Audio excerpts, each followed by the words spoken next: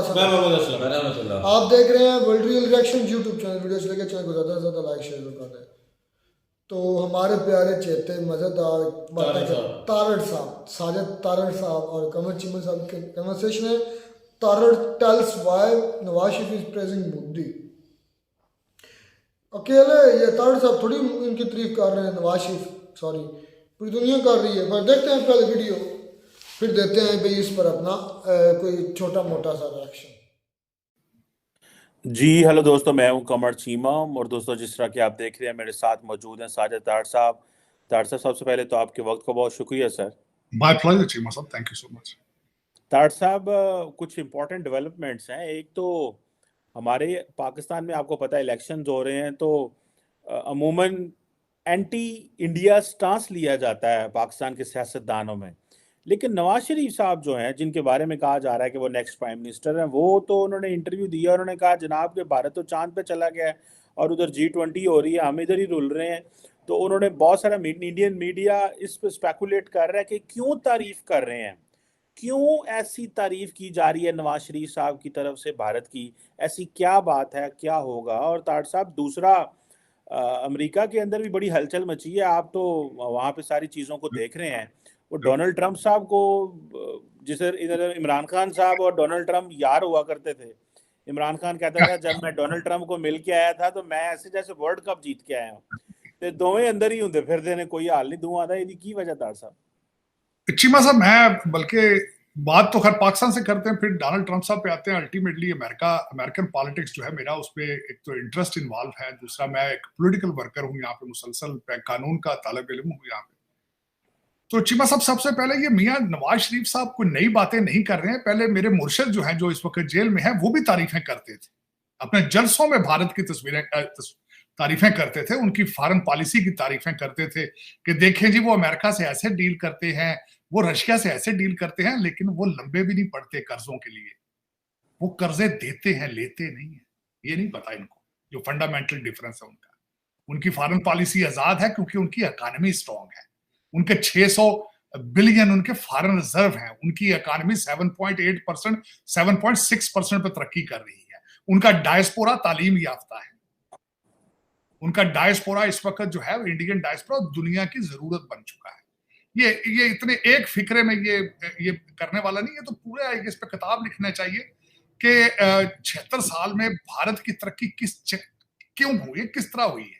ये एक बंदे की नहीं बात, ये पूरा कंट्री आगे गया है। उनकी लंदन में प्रॉपर्टियां नहीं है। जनरल विपिन अभी वहीं फिर रहे हैं, उनके वालिद भी जनरल थे। उनका एवरेज सा घर है वहां पे। वो सारा मुल्क जो है बैरियर टाउन नहीं बना उनका, वो एक कंट्री है। और वो अब टक्कर दे रहे हैं अमेरिका को। वो कहते हैं टक्कर के लोग मिल गए हैं। वो अब भारत इस वक्त टक्कर का मुल्क मिल गया दुनिया को। मैं बल्कि ये कहता हूं कि कॉलोनी वो जो इन्वेजन यहाँ पे होते रहे, इन्वेडर्स और कॉलोनियलिज्म का बदला अब लेने के लिए भारत तैयार हो चुका है, मैच्योर हो चुका है। ये मानना होगा मैं इस वक्त जिस तरीके से भारत ने, और उसके पीछे सिर्फ एक सीक्रेट है, तालीम, जिसको आप छोड़ के भाग चुके हैं। आप भाग गए। आप मैं परेशान हैरान होता हूं आपके वकला और जजेस, जब मेरे दोस्त जो मेरे मेहरबान है, मुझे जब वो मैसेज करते हैं व्हाट्सएप पे, तो 2 फिक्रे इंग्लिश की नहीं लिख सकते तफसील के साथ, उर्दू में ट्वीट करना पसंद करते हैं, उर्दू में कम्युनिकेट करते हैं। शर्म की है इस पे ये बात है। तो मैं तो खैर इसको कंपेयर करने नहीं चाहिए भारत के साथ। मैं समझता हूँ पाकिस्तान की बेइज्जती है भारत के साथ कंपेयर करना। अब आप कांगो, अफगानिस्तान के साथ अपने आप को मैच किया करें। उनके साथ बात करना जो है सख्त ज्यादती है आपके साथ। अब मैं वो कहना चाहूंगा कि मियाँ साहब, आपने पाकिस्तान के लिए क्या किया? मेरा क्वेश्चन है। 76 साल का, मैं कल परसों किसी के पास बैठा तो मैंने बात की कि ये आज नहीं पकड़ तकड़ हो रही चीमा साहब। आपने खोड़ो साहब, मोहम्मद अयूब खोड़ो को आपने 2.5 साल की सजा दी थी टाइपराइटर चोरी करने के लिए। ये 1947 की बात है। मेरे एक अजीम फील्ड मार्शल आए थे उसके बाद, और उसके बाद फिर हम देखते ही रह गए। अयूब खान अजीम फील्ड मार्शल आए। उसके बाद जनरल नियाजी साहब आए, जो कहते थे कि मैं तारक बिन जियाद का टाइप का जर्नैल हूं, मैं कलकत्ते पहुंच के दम लूंगा, आखिरी गोली आखिरी सिपाही। ये उनके डायलॉग थे। फिर जब वो फोर्ट विलियम में गए कलकत्ता, तो किसी ने कहा, उन्होंने कहा पहुंच गए हो कलकत्ते आने का बड़ा शौक सी पर। तो ये फिर चीमा साहब, मैं बार बार ये कहता हूं सुनने वालों को, ये मैं समझता हूं मेरे अपने लिए एक शर्मिंदगी है। लाहौर से 100 किलोमीटर 150 किलोमीटर के फासले पे दिल्ली के अंदर दुनिया और है, दिल्ली के अंदर लोग और हैं, उनके मकासद कुछ और है, और हम हैं यहाँ पे। हर बच्चा पैदा होता है पाकिस्तान में, लेकिन वो पाकिस्तानी नहीं होता। पैदा होते ही लंदन के ख्वाब, पैदा होते ही मुल्क से नफरत, मुल्क से भागना। आप देख लें इस वक्त आपके जो हालात हैं इस वक्त, मैं शर्मिंदगी के साथ ये कहूंगा कि आपका हर मुल्क के फैसले करने वाला पाकिस्तानी नहीं है, डुअल सिटीजन। और बदतमीजी के तूफान है चीमा साहब पाकिस्तान के अंदर। आप कह रहे हैं इलेक्शन होने वाले, कौन से इलेक्शन होने वाले? कैबिनेट भी बन चुकी है आपकी, आप कह रहे हैं कि आपके फैसले, आपका इलेक्शन होने वाला।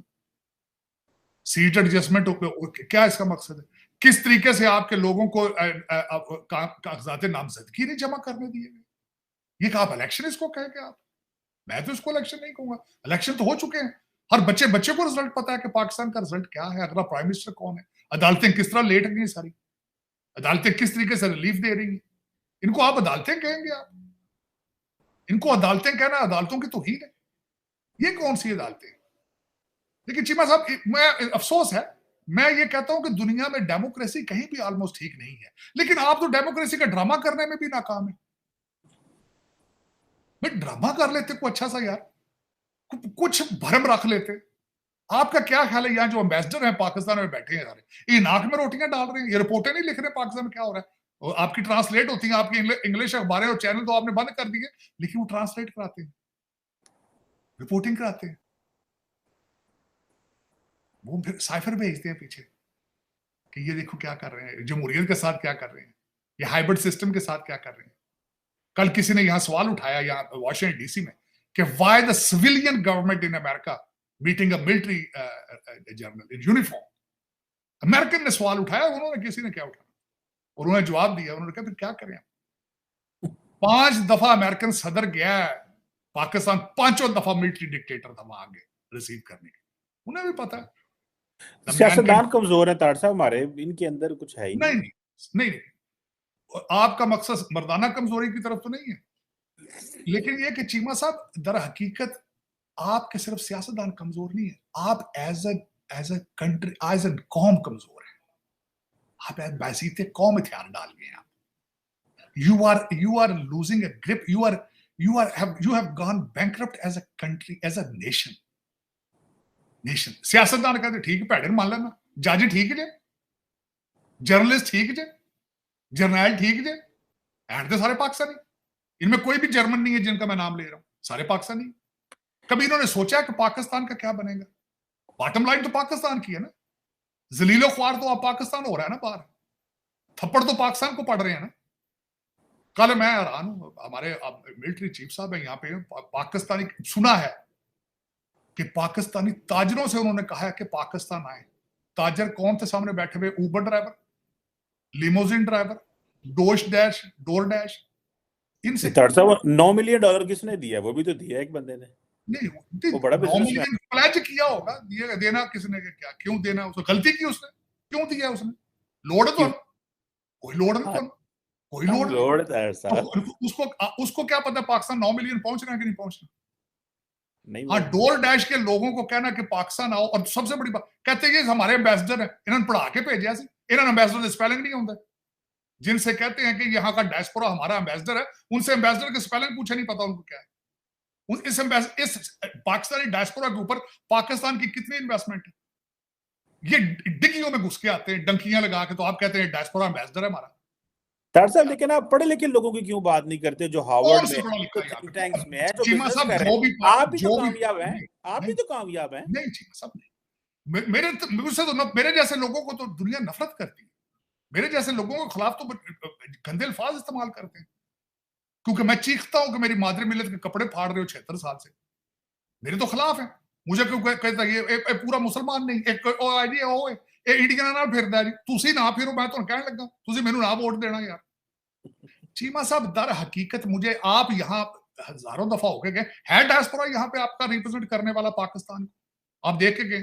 एक डॉक्टर तबका है, उनकी सिर्फ 2 डिमांड्स, बड़ी गाड़ी और बड़ा घर, इसके बाद वो समझते हैं हम गॉड नाउ, और वो अपने आप को पाकिस्तान आइडेंटिफाई नहीं करते। पाकिस्तान आप उनकी देख लें, अपना तंजीम है उनके, अपना स्वाय रिश्ते एक दूसरे के करने कराने के अलावा उनका कोई है कंट्रीब्यूशन सोसाइटी में? वो सिर्फ बच्चों के रिश्ते करने वास्ते साल 'ਚ एक बार इकट्ठे होंगे। अद्धे उन्होंने कैरेबियन चो पढ़े, पूरे डॉक्टर ही नहीं हो। मैं जाती तौर पे अमेरिका में 35 साल रह रहा हूँ, मुझे पता चल जाए डॉक्टर कैरेबियन से पढ़ के आया या इलाहाबाद मेडिकल, मैं उससे प्रिस्क्रिप्शन नहीं लिखाऊंगा। मुझे पता है इनकी एबिलिटीज क्या है, 2 नंबर डॉक्टर ने सारे। चीमा साहब, दर हकीकत बात यह है कि तुसी पाकिस्तानों आए तो पता नहीं हमारा डायस्पोरा कैसा है, और एम्बेसडर ने पूछ लो यार उबर ड्राइवर क्यों सामने बाले नहीं यार, की दे सकते हैं पाकिस्तान की करन? पीटीआई के कारकुन ने सारे, पिपल पार्टी दे ने, नून लीग के कारकुन ने, उन्होंने पता ही नहीं रिपब्लिकन पार्टी डेमोक्रेट पार्टी की है, उन्होंने पता ही नहीं, कहते ने तिजारत ताजर है। किस चीज के ताजर है? कोई चीज है पाकिस्तान यहां से एक्सपोर्ट हो रही हो या वहां से इधर आ रही हो? फिर पता नहीं क्यों उनको क्या। हमारे हिसाब से ज्यादा एक्सपोर्ट अमेरिका है, 22%। ठीक है, फिर ਉਹ ਵੀ ਹੈ ਸ਼ਾਨ ਦੇ ਮਸਾਲੇ ਭੇਜ ਦਿੰਦੇ ਹੋਗੇ ਤੁਸੀਂ ਉੱਥੋਂ, ਕਿਹੜਾ ਕੋਈ ਮੇਰਾ ਮਕਸਦ ਭੇਜ ਰਹੇ ਹੋ ਉੱਥੋਂ ਕੋਈ ਕੰਮ ਦੀ ਸ਼ੈ ਬਣਾ ਕੇ। सबसे ज्यादा एक्सपोर्ट इस वक्त, मैं I was shocked other day to read this news कि बांग्लादेश चाइना से ज्यादा कॉटन के कपड़े और दूसरे चाइना को क्रॉस कर चुका है। आप क्या भेज रहे हो? छुरिया चाकू भेज रहे हो वजीराबाद तो, शान के मसाले ने तीजी चीज तुम मैं विखा छोड़ो, कोई है चीज पास पाकिस्तान से कोई आप एक्सपोर्ट कर रहे हो? आपकी बिजली इतनी इस काबिल है कि वहां पे कोई चीज असेंबल करके एक्सपोर्ट की जा सके? है ऐसी कोई चीज? अब क्या चीमा साहब गल सुनो, ये बातें, हाँ सियासी कहते बाहमी, वो मैंने ISPR का मैंने बयान पढ़ा था, कहते जी बाहमी ताल्लुकात के बारे में, स्टेबिलिटी के बारे में, तिजारत में बड़ी गुफ्तगू हुई। लेकिन तार साहब, आपको नहीं लगता कि आर्मी चीफ का defence secretary of state, deputy national security adviser से मिलना ये एक चीज तो है, और अमेरिका पाकिस्तान वो मिले क्यों है आपसे, मैं बता देता हूँ। यहाँ सारा कुछ चल रहा है वॉशिंगटन DC में इस वक्त, जो एक गैप आज आया है अमेरिका और भारत का, आप उसका फायदा उठा रहे हैं, और कुछ भी नहीं बात, कुछ भी नहीं। तीसरी बात है इसमें कोई नहीं और, जो एक थोड़ा सा नहीं थोड़ा सा पास आया है थोड़ा सा, और उसमें उसका कसूर भारत का ये है कि उनकी इकोनॉमी बहुत ज्यादा तेजी से ऊपर जा रही है और अमेरिका इज फीलिंग हेल्पलेस। और दूसरा, उन्होंने यूक्रेन में सपोर्ट नहीं किया, नंबर 1 इंडिया ने, और उसके बाद उनका स्टैंड जो है, उन्होंने गाजा पे भी उनका स्टैंड डिफरेंट था, अमेरिका की बात उन्होंने नहीं सुनी। अब जो 10 कंट्रीज का अलायंस बनाया रेड सी में, इंडिया उसमें भी शामिल नहीं। और मैं आपको अर्ज करना चाहता हूं, उन्होंने अपने 2 शिप भेजे हैं वहां पे, ISS कोची और ISS कलकत्ता, ये भी अमेरिकनों को अच्छा नहीं लग रहा। तो वो एक थोड़ा सा गैप है, तुसी उस गैप चो अंदर वड़ गए डॉलर लेने वास्ते। तीसरी बात ही कौन सी बात? तो आप समझ, दर हकीकत यही प्रॉब्लम है पाकिस्तान को, आप समझते हैं कि सारी दुनिया पागल है, सिर्फ हम ही सियाने हैं। जाओ लुट लो इनसे, कर्जा लेके भाग जाओ यार, आओ यार आज चलिए भैन, और भैन लाहौर चलिए, भैन असी चलिए उत्थे ना DC ਦੇ ਵਿੱਚ ਅਸੀਂ ਰਾਤੀ $3 बिलियन ਲੈਣਾ ਤੇ ਲੈ ਕੇ ਦੁਬਈ ਨੱਸ ਜਾਣਾ, ठीक है, ਭੈन ਉੱਥੇ ਪਲਾਜ਼ੇ ਬਣਾਉਂਦੇ ਆ ਚੱਲ। ਉਹ ਯਾਰ खुदा ਦਾ ਨਾ ਲਓ, ਤੁਸੀਂ ਬੰਦਿਆਂ ਨੂੰ ਇੰਨਾ ਅੰਨ੍ਹੇ ਸਮਝਿਆ दुनिया ਨੂੰ, सारा पता दुनिया को क्या हो रहा है। मजे की बात यह है चीमा साहब, आप यकीन करें, मैं हैरान हूं कि आप आज तक, जो अभी तक मैंने किसी मिच्योर नहीं, जी शौर इंसान के मुंह से पाकिस्तान के एक्सपोर्ट के बारे में मैंने एक बात नहीं सुनी। आपने सुनी हो तो मुझे बता दिया। तो एक्सपोर्ट आई थोड़ी जी तार साहब, बढ़ाते क्यों नहीं है? एग्रीकल्चर कंट्री है, हर चीज इंपोर्ट कर रहे हैं। इशू है ना, स्ट्रक्चरल इशू है। एग्रीकल्चर कंट्री के हर चीज आप डाल लें, आप सारी गंदम शुगर इंपोर्ट करते हैं, फिर उसके बाद आगे चले आप। मैं वाहिद में मुल्क में चैलेंज करता हूं कि आपका बिजनेस प्लान क्या है। मैं आपको अभी बता देता हूं आपकी इकोनॉमिक पॉलिसी क्या है। कर्जा लेना है, मदद लेनी है, या एसेट बेचने हैं? इसके अलावा तीसरी चीज बता दें, आपका कोई है प्लान? आपका इकोनॉमिक प्लान, सर्वाइव किस तरह करना है? कर्जों से, एड से, मिन्नतों तरलों से, झूठ बोल के, एनवायरमेंटल सारे ड्रामे करने, फ्रॉड के अलावा आपका कोई इकोनॉमिक प्लान है? आपका बताएं ना मुझे, मैं सुनना चाहता हूं, मेरे कान तरस गए। बताएं ना मुझे। क्या नहीं जी, वो हमारा फलाना PhD शौकत तरीन साहब बहुत बड़े इकोनॉमिस्ट है, वो आ गए हैं, दूसरा हफीज शेख आ गया है, हम अगले साल हम IMF का पैकेज नहीं लेंगे। बताएं ना। तारसो मिडिल ईस्ट से इन्वेस्टमेंट आ रही है, वो मिनरल सेक्टर में इन्वेस्टमेंट की आ रही, सरकार जान दिया करो चले ने। मेरा मकसद वो भी अमेरिका उनको कहता यार साडे को पैसे मुंगे ने, इन्हां तैयार करो किते मरना जाण भुख नाल। ਤੁਸੀਂ ਕੀ ਕਹਿੰਦੇ ਹੋ ਉੱਥੇ ਉਹਨਾਂ ਨੇ ਕਰ ਲੈਣਾ? ਚੀਮਾ ਸਾਹਿਬ, ਇੱਕ ਪੰਜਾਬੀ ਦਾ ਲਖਾਰ ਕਹਿੰਦਾ ਥੁੱਕ 'ਚ ਪਕੌੜੇ ਤਲਣਾ। 76 ਸਾਲ 'ਚ ਤੁਸੀਂ ਥੁੱਕ 'ਚ ਪਕੌੜੇ ਤਲ ਰਹੇ ਹੋ ਯਾਰ। डॉक्टर साहब सर्वाइव तो किया, देखें कौन सा? ना ना ना ना, मैं नहीं मानता कि सर्वाइवल है। पूछें क्यों? राइट, ईस्ट नहीं, और वेस्ट में हमारे कल एक हालात खबर खराब आई है। है कि जब कल एक खबर आई है सरकार, कल एक जर्नलिस्ट ने वीला किया, मैं अवश्य शॉक। उसने कहा जब मशरकी पाकिस्तान टूट रहा था, जर्नैल तीतर का शिकार कर रहे थे। ये तो डॉक्टर साहब सारे जर्नैल थे नहीं ना, उन सारे जंग नहीं, थे अभी सुनो, होंगे, कोई वेले नहीं, भी बैठे होंगे 76 ना। साल में एक मुल्क अलग हो गया, 60% of the country was left, 60% वो अलग। 71 के बाद आप बलूचिस्तान में मुसलसल हालत जंग में है। मिसिंग लोगों को आप छुपते, उनको जवाब देने के लिए आपके पास कुछ नहीं मिसिंग लोगों का। और आप कह रहे हैं कि हम अच्छा, दूसरा आप कह रहे हैं कि हम सर्वाइव कर रहे हैं। टीटीपी पेशावर बैठी है ਤੁਹਾਡੇ अंदर आके, आर्मी जनरल साहब यहां बैठे तो 23 आपके जवान जो है मारे जा चुके हैं, 23 लोग। डॉक्टर ये साहब लड़ सर्वाइवल रहे हैं ना। नहीं है। एक दिन में 3-3 अटैक सुइसाइड होने हैं, 3-3 अटैक अंदर घुस के करें, आप इसको सर्वाइवल कहते हैं कि हम सर्वाइव कर रहे हैं? मैं इसको सर्वाइवल नहीं मानता। ये this is not a survival, and this is, if this is your plan, there is no plan. If you call this a plan, there is no plan. हाँ, वाकई उबर ड्राइवर ही है, कोई जा सकता है वहां पे जाके कोई बिजनेस करे, कोई कोई अकलमंद बंदा जो है जिसको नजर आ रहा है कि दिन में 3-3 दहशतगर्द अटैक हो रहे हैं सूबा सरहद के अंदर। इस वक्त आपकी टेररिज्म एक्टिविटीज आपकी 35-40% बढ़ चुकी है।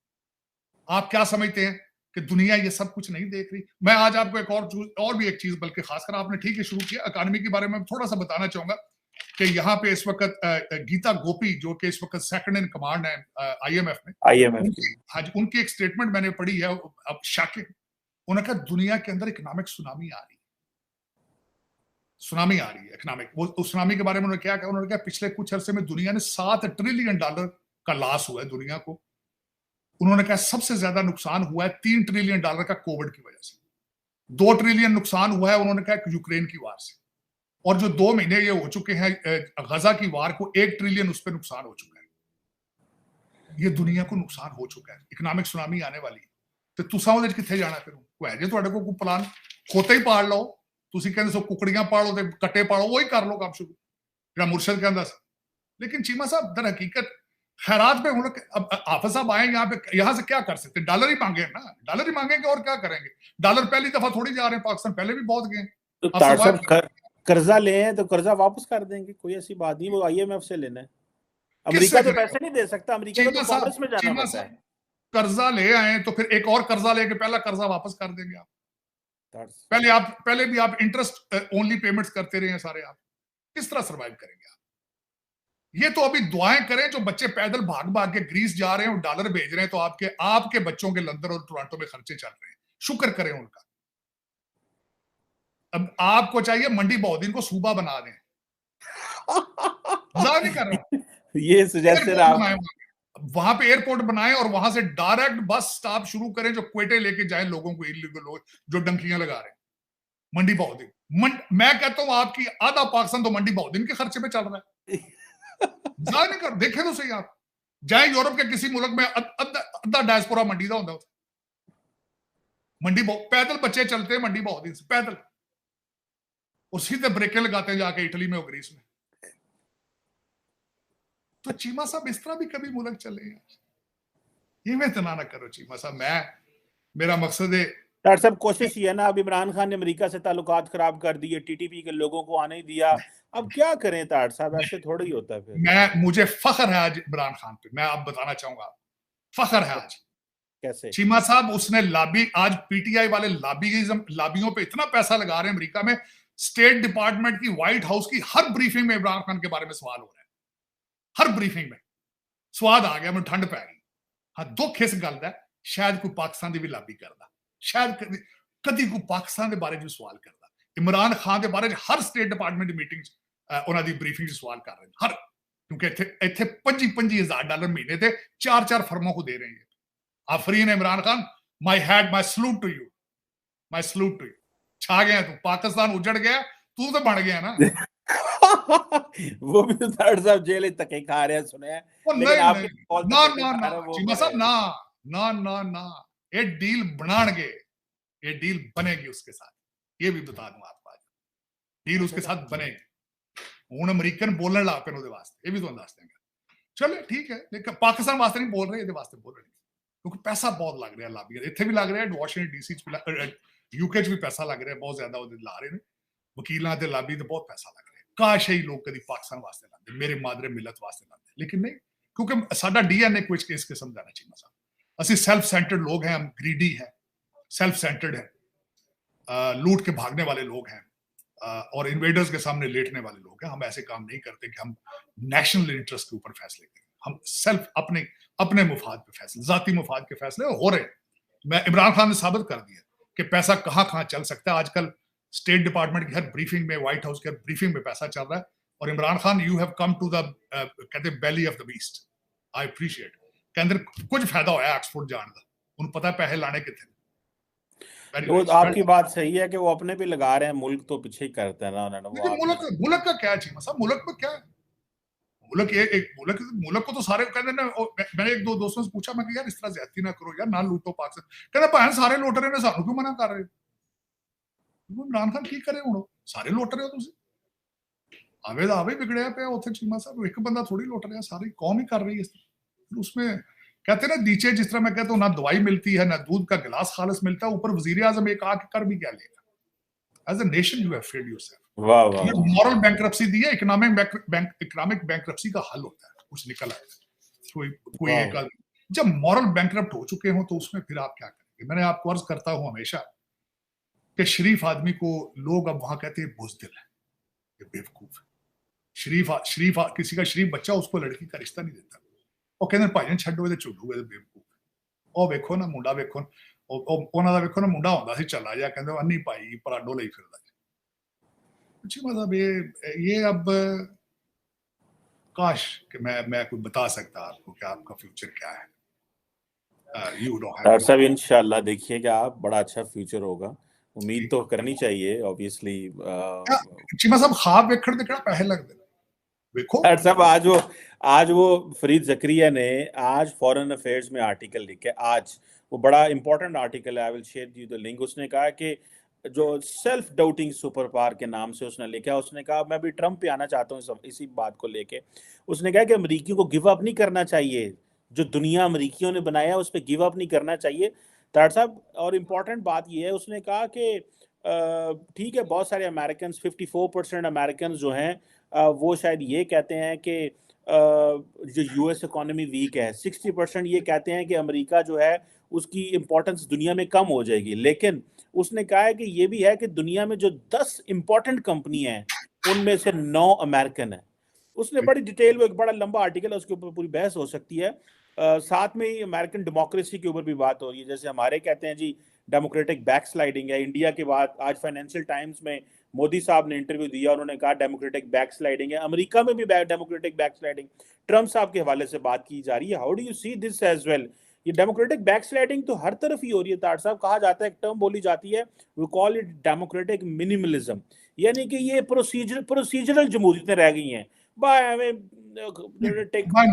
करना है बल्कि इसमें चीमा साहब मैं आपको और आपके देखने वालों को ये कहूंगा आज वाशिंगटन पोस्ट के अंदर एक आर्टिकल बड़ा अच्छा एक आया उन्होंने लिखा है कि how to fix democracy in America और वो बड़ा अच्छा है मैंने अभी सारा नहीं पढ़ा मैंने उसको सेव कर लिया है मैंने थोड़ा सा उसका पढ़ा कि उनकी जो जिस तरह उन्होंने कहा कि इलेक्टोरल कॉलेज को खत्म किया जाए और किस तरीके से उन्होंने कहा कि सेनेट में चीजें अमेंड की जाए वो बड़ा पढ़ने के काबिल है लेकिन उस पर एक चीज मैं जरूर एग्री करूंगा कि आज वाशिंगटन पोस्ट को ये लिखना पड़ा है कि जमहूरियत काम नहीं कर रही इसको अमेंड करने की जरूरत एक्नॉलेज किया अब मैं उसमें ये बताना चाहूंगा चीमा साहब देखें अल्टीमेटली अमेरिका सुपर पावर है 18वीं सदी से लेकर आज तक जो चीजें इन्वेंटेड इजाद होती रही हैं ज्यादातर अमेरिका में होती रही हैं और इनकी आजाद पॉलिसी की वजह से इनकी इकोनॉमी काफी ग्रो की लेकिन फ्यूचर जो है इस वक्त ग्रिप इनकी कोई नहीं ग्रिप ना होने की वजह ये है चीमा साहब मैं शर्मिंदगी के साथ कहूंगा ये एज एन अमेरिकन काबल से जिस तरीके से जलील होकर निकले नंबर 1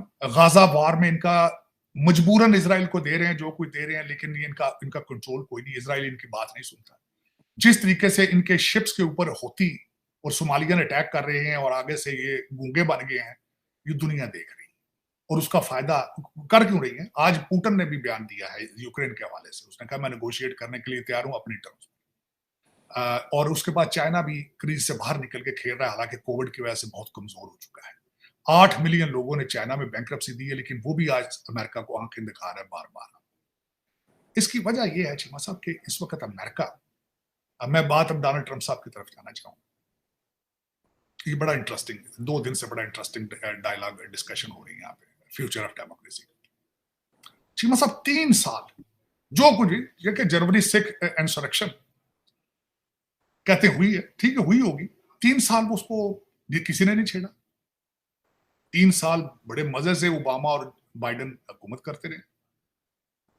जो ही डोनाल्ड ट्रंप साहब ने अपनी कैंडिडेसी डिक्लेयर की और उनके पोल ऊपर आए हैं, सारी मशीनरी हरकत में आ गई।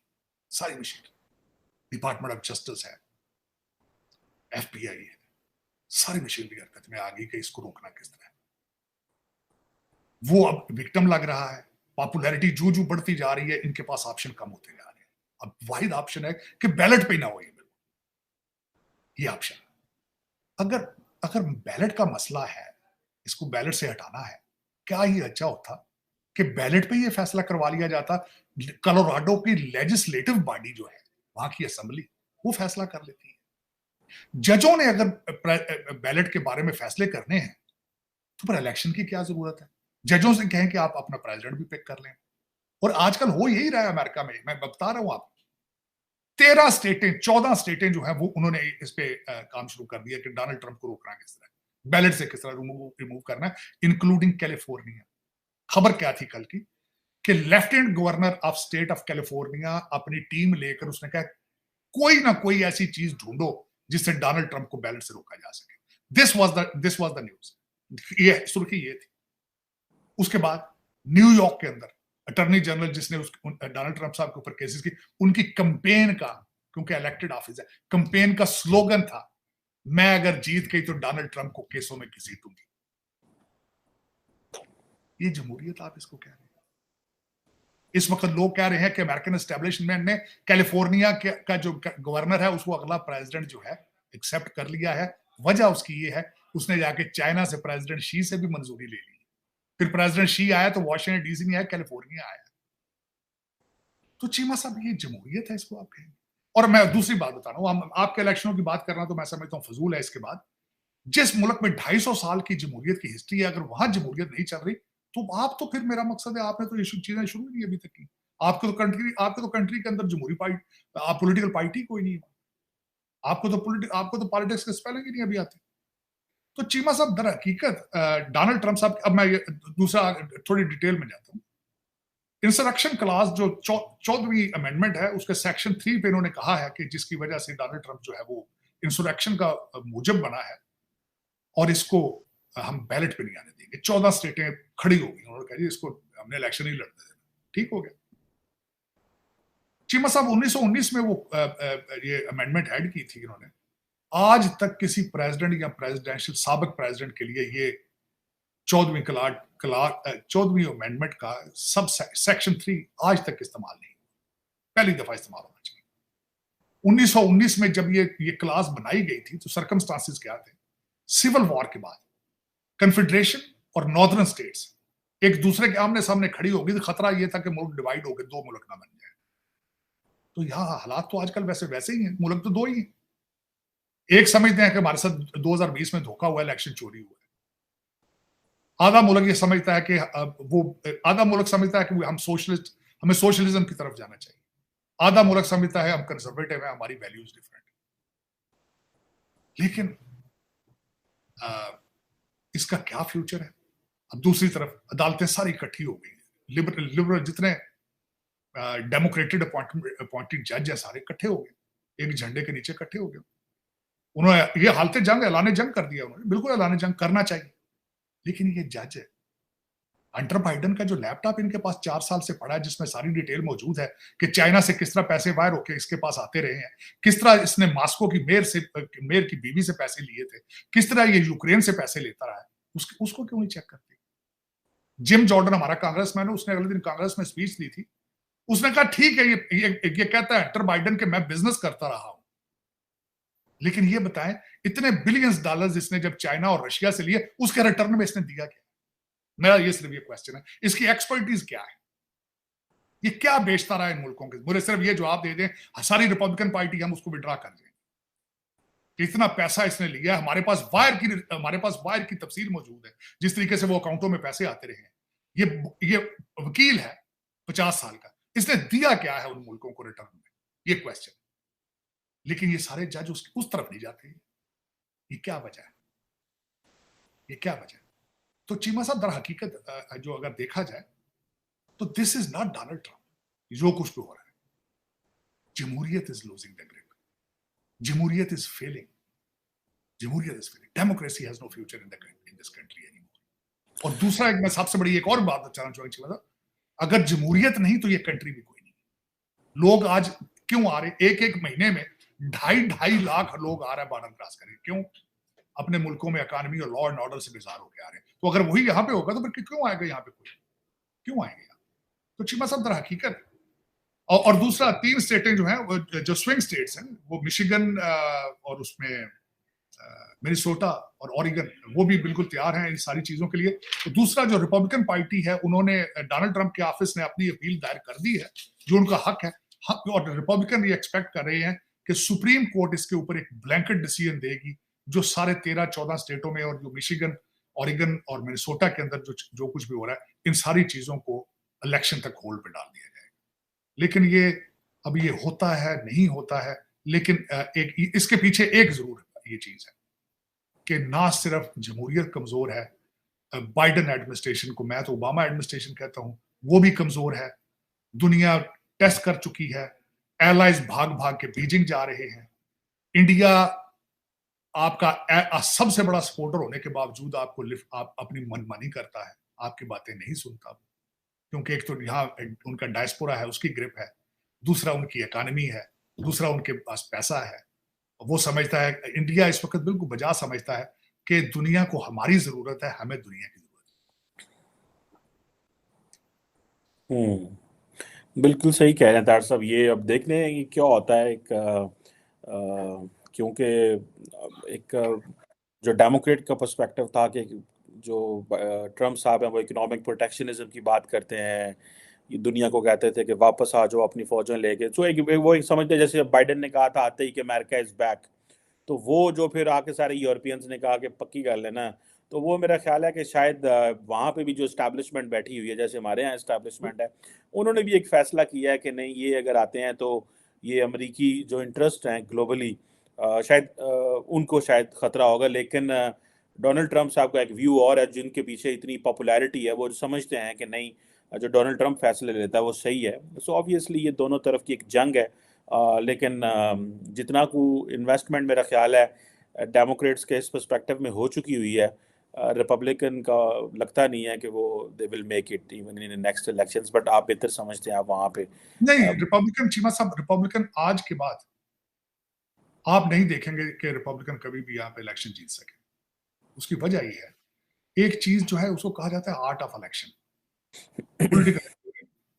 जिस पार्टी को उस आर्ट के ऊपर दस्तरस हो जाएगी और जिसके साथ एस्टेब्लिशमेंट होगी, वही पार्टी अब रूल किया करेगी पूरी दुनिया में। इसमें सिर्फ यही नहीं, पूरी दुनिया के अंदर। इस वक्त ओबामा एडमिनिस्ट्रेशन बड़े टेक्निकल तरीके से 8 साल में उसने डिपार्टमेंट ऑफ जस्टिस को बिल्कुल उसने सोशलिस्ट बनाया, उसने FBI को बड़े बड़े टेक्निकल तरीके से उसने उसको कवर किया, और फिर उसके बाद स्टेट डिपार्टमेंट और हर डिपार्टमेंट अब वो सारा सोशलिस्ट माइंडसेट है। रिपब्लिकन नहीं अब आते यहाँ पे। उसकी वजह यह है कि इस वक्त चीमा साहब, आप ये देखें कि आप कभी, मैं आपके देखने वालों को कहूंगा कि गूगल करें कभी कि इस वक्त व्हाइट हाउस के अंदर क्रिसमस को किस तरह सेलिब्रेट किया जा रहा है, कौन कर रहे हैं। फिर उसके बाद मैं आपको कहूंगा, अगले दिन यहाँ पे एक हादसा हुआ है कि सेनेट की एक बिल्डिंग के अंदर 2 बच्चे जो हैं, एक बल्कि मजिस्ट्रेट में बैठा हूं मैरीलैंड, यहीं के थे एक सेनेटर, उनके वो स्टाफर थे, दोनों गए थे, उन्होंने ऑन कैमरा सेक्स करके तो उस वीडियो को आम किया है कि हम देखें कि हम कहां पहुंच चुके हैं एज ए LBGT कम्युनिटी। तो जिस कैपिटल हिल के ऊपर कौम के फैसले हों, वहां पे लाइव कैमरों के ऊपर आपके गे स्टाफर सेनेटर्स के लाइव सेक्स करके दुनिया को मैसेज क्या दे रहे हैं, क्या दे रहे हैं मैसेज? आप कहते हैं दुनिया आपकी रिस्पेक्ट करे, आपकी रिस्पेक्ट कर सकती है, किस तरह करेगी? पुतिन देख रहा है, चाइना देख रहा है, सब कुछ। यहाँ पे मेरे जैसे लोग जो कंजर्वेटिव हैं वो देख रहे हो, क्या सोच रहे हैं, वो किस तरह जाएंगे सेनेट की बिल्डिंग्स में, वो किस तरह इनकी रिस्पेक्ट करेंगे? इस collapsing, the system is collapsing. बिल्कुल सही कह रहे हैं डॉक्टर साहब। बड़े इस वक्त एक सोशल डिक्लाइन भी है, जारी बात है। बट अमेरिका के अंदर एक मेंशन करना चाहूंगा किसी देखने वाले को, अगर मेरी आखिरी खबर है जिसमें सेनेटर बेन कार्डन थे और फॉक्स पे और दूसरी, क्योंकि CNN और दूसरे लिबरल मीडिया किसी ने उसको कवर नहीं किया था, फॉक्स ने कवर किया था। अगर गूगल करें कि सेनेट के ऊपर किस तरीके से वो वीडियो बनाई गई और फिर उसको ऑनलाइन किया गया, और बेन कार्डन सेनेटर थे जिनके स्टाफर्स ने सारा कुछ किया। तो जी दोस्तों, वीडियो होगी खत्म। कैसी जियो तारड़ साहब, जियो, सल्यूट है सर थानू पंजाबी च। बोलने का अंदाज जो है ना इनका, वो जी, अपनी बातें बातें बिल्कुल मेजर साहब जैसा इनका बोलने का अंदाज है, स्टाइल भी वैसा ही है, मीठी मीठी और करारी करारी क्रंची टाइप की बातें करते हैं और कमाल करते हैं भाई जो भी बोलते हैं। अच्छा, नवाज शरीफ ने इंडिया के अगेन फिर तारीफ कर तारीफ दी, शुरू कर दिया। तो मसला पता क्या है? असल तारीफ होती वो जो आपका जब मुखालफ करता है। इंडिया को आप चाहिए कि इंडिया के लोगों को छाती चौड़ी करके गलियों में फिरे, सीना चौड़ा करके, कि आपका सबसे बड़ा मुखालफ जो पाकिस्तान था, उनके लोग आपकी तारीफ कर रहे हैं और उनके PM, साबका PM और मौजूदा PM सारे सिवाय जनरल्स, कर्नल्स, मेजर ब्रिगेडियर्स के आप सबकी तारीफ कर रहे हैं। तो मेरे ख्याल में ये इंडिया के लिए बहुत गर्व की बात होनी चाहिए। वजह नहीं कि पाकिस्तानी कर रहे हैं, वजह यह कि इंडिया के मुखालिफ कर रहे हैं। इंडिया के कभी अगेंस्ट बोलने वाले लोग आज इंडिया की खुद अपने मुंह से ही तारीफ कर रहे हैं। मुझे लगता है कि वो ऐसे ही तारीफ कर रहे हैं भाई कि लोगों को कह रहे हैं कि उनका ध्यान जो है कन्वर्ट करने के लिए कि भाई देखो इंडिया आपका जो है ना वो कहाँ पे चला गया और पाकिस्तान के जो हालात है ना वो देखे कैसे है, और आप इस दफ़ा मुझे वोट दें तो मैं पाकिस्तान को, उन्होंने एक दफ़ा कहा भी था लंदन में खड़े होकर, उन्होंने कहा था कि अगर मैं होता तो मैं पाकिस्तान को हवा में उड़ाता, यानी कि मैं अगर होता तो पाकिस्तान आज हवा में उड़ा होता। तो फिर उन्होंने वजाहत की कि भाई जो पाकिस्तान है हवा में मतलब कि बहुत ज़्यादा तरक्की कर रहा होता। तो भाई हैरानी होती है कि यार इंडिया की तो तारीफ करेगा ये, अब क्यों करें? वजह यही है भाई कि लोगों को बताएगा कि इंडिया कहाँ निकल गया और हम कहाँ पे हैं। आप मुझ पे इस दफा बिलीव करें, मैं यकीन दिलाता हूँ आपको, पाकिस्तान को मैं ऊपर लेके इंडिया जाऊंगा। तारीफ के लायक इसलिए इंडियन G20 समिट करवा दिया, कश्मीर के अंदर भी करवा दिया। इंडिया के 600 बिलियन तकरीबन कमोबेश 600 बिलियन रिजर्व है। आपके कितने हमारे वो कौन से, मैं क्या वो भी 3-4 बिलियन, 3 के 4 बिलियन आई थिंक यूएई के हैं। और मतलब कि इसका मतलब अगर सिंपली बात करें तो इंडिया आपसे 600 गुना बेहतर है।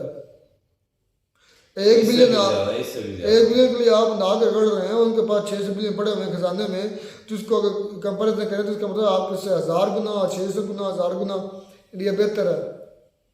बिल्कुल बेहतर है, इसमें कोई स्टैटिक्स हर लिहाज से इंडिया पाकिस्तान से भी बेहतर है। मैं तो आपको कितनी मरतबा कहा है कि आप पाकिस्तान को कंपेयर इंडिया के साथ मत किया गया, बनता ही नहीं है।